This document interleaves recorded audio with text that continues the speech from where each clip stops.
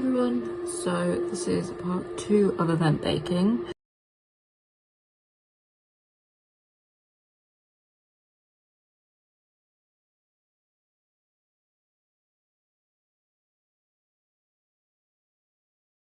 So while we wait for the unsalted butter from the last recipe to melt a bit, soften, we're going to measure out the new unsalted butter for this recipe.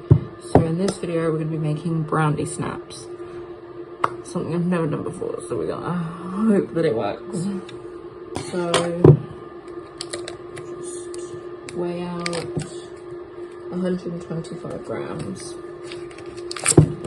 of butter. I'm using unsalted, it just says butter. I've taken that to mean unsalted purely because this is a sweet recipe.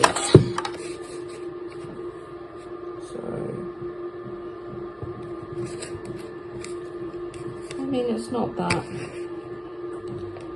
it's not that hard to begin with.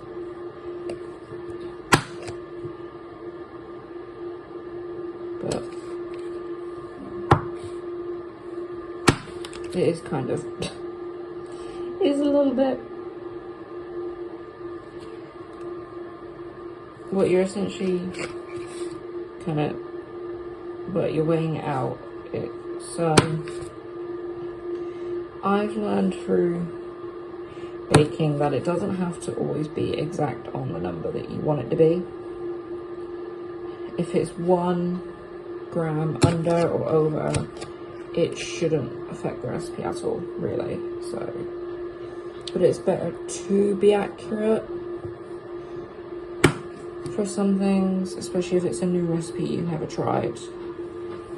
I've made adaptations to a recipe that I've been using for years to basically save me a little bit of money on ingredients, and there's been no issues with that. But that's because I've done the recipe for years, so I would not recommend doing anything substituting or changing weights around unless you know that it works for the recipe that you're doing it for. Because if you say you change up how much, I don't know, butter that you use because you don't have enough, it could end up being a very different cake. So just try to stick to the recipe, especially if it's your first few times doing it. If you've been doing it for ages or years and you want to change something, you know the basic structure of the cake, it's fine. Do what you want at that point.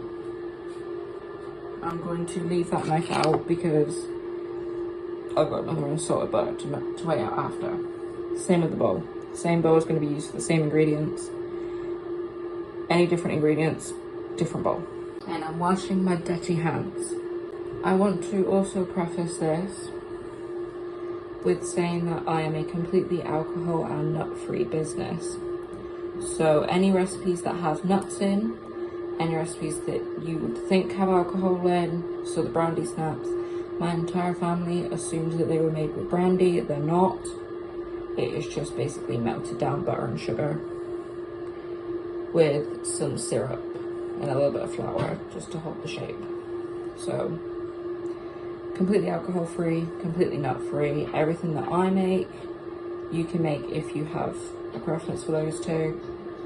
Anything that specifically lists something that you're allergic to, if you don't know if you should use it, put it in the comments. I will try my best to advise. Obviously gluten free, just change out the flour for gluten-free alternatives. Should be roughly the same. Might not taste the exact same, but at least you're safe at the end of the day, you know? So what I'm gonna do, because all this saucepan had in it was boiling water, so I'm going to dump this down the sink, dry it out, put the butter in it. It might start melting the butter a bit early, that's fine. We're melting it anyway. And I have a nice and dry saucepan ready to put butter in. So that's what we're gonna do. It's starting to clump up a little bit. I might need to put it back on a double boiler just to melt it down again, but we'll see. Worst case scenario, we have to double boil it again. Best case scenario, we don't. That's for the other recipe, so editor, do your fucking thing.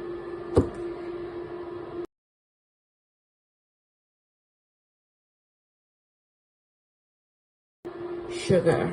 So we're gonna make some sugar now. So I do already have one of that sugar.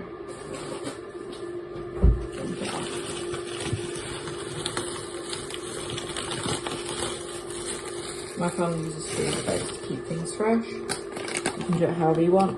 For my flours, as you saw in the last baking video, they're in little containers. Some of my sugars are as well. This is not one of them. 125 grams of demerara sugar. That's way too much. That's called being blind and losing focus. Just grab a spoon.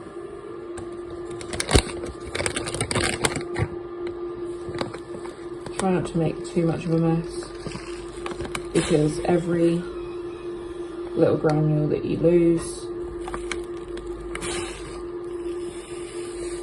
money wasted. Okay, so now this is 125 grams of demerara sugar. That's also going to go into the saucepan. The butter is already starting to melt a little bit, which is what we kind of hoped for. And this is going to be used again for another recipe that I'm doing off camera. Another boat.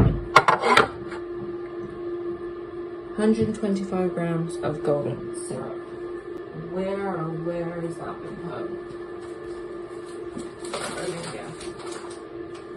Okay, so that is melted. It says to just let it cool slightly. Sift in the flour, which is another 125 grams of plain. So I'm gonna get on that. I put a freezer bag in here as well, just to keep it again a little bit fresher. So 125 grams of this. That's again too much. So again, just grab a spoon. So that's 125 grams. So we're just going to grab a sieve. That is way too big of a sieve. Just gonna go through my parents' sieve collection.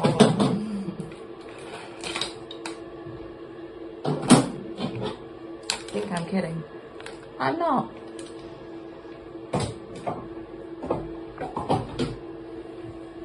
And I'm gonna sieve that into the saucepan. I will be right back. So that's all been done, and I've given it a little mix around, and now all that's left to do is to do a teaspoon of ground ginger, which I need to find. And just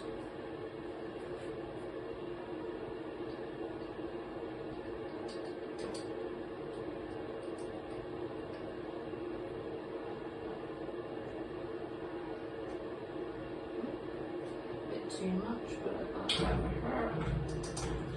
I do that with water recipes. I end up putting a very slightly bit too much. Just put the lid on, give that a mix, and then we'll be back with the next step.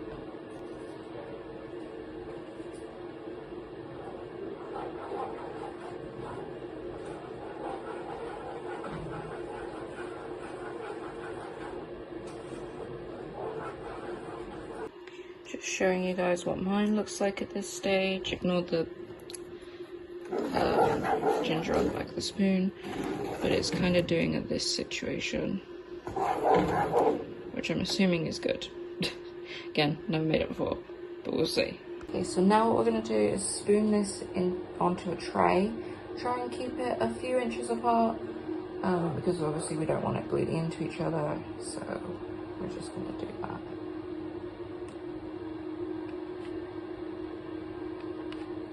I don't know how big they're supposed to be. Again, I've never made them. I've never even eaten them, so we're just gonna try to get a good 5 on this tray. 5 decent sized ones. They will automatically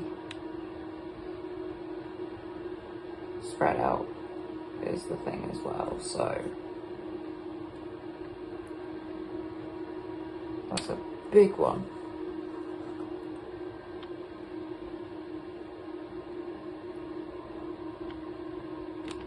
So I've got 4 on here.